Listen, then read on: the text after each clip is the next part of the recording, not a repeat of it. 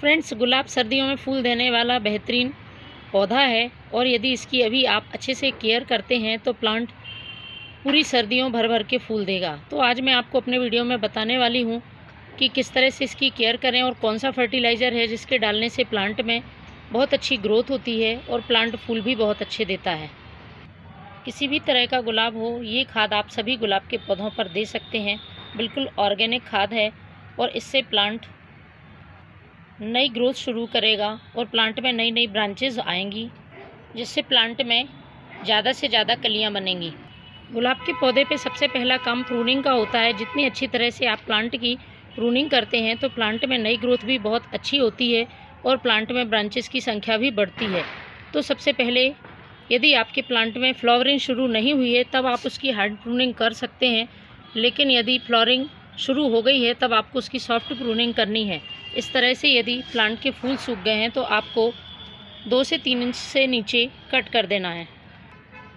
इस तरह से आप इसकी थोड़ी थोड़ी कटिंग कर सकते हैं। इसके बाद साथ ही यदि प्लांट की पत्तियां ख़राब हो रही हैं तो आपको उन पत्तियों को भी हटा देना है और इन पर नीम ऑयल का स्प्रे करना है, जिससे प्लांट में किसी तरह के इंसेक्ट होंगे वह भी दूर होंगे और प्लांट में पत्तियां ख़राब नहीं होंगी।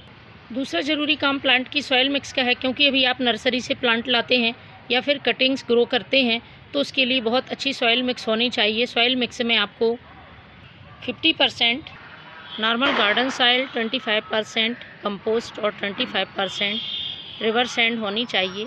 कंपोस्ट से प्लांट में बहुत अच्छी ग्रोथ होती है। इसके बाद बात करते हैं इसकी सॉइल की। तो सॉइल में महीने में एक बार आपको गुड़ाई ज़रूर करनी है। इससे प्लांट की मिट्टी हल्की होती है और जड़ों में ऑक्सीजन अच्छे से जाती है और प्लांट की जड़ें मजबूत बनती हैं।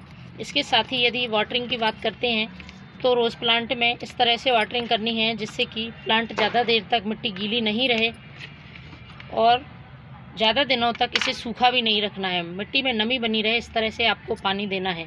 यदि बात करें सनलाइट की तो आपको फुल सनलाइट में इस प्लांट को रखना है। जितनी अच्छी आप धूप वाली जगह पर रखेंगे प्लांट उतनी ही अच्छी ग्रोथ करेगा और नई नई कलियां बनाएगा।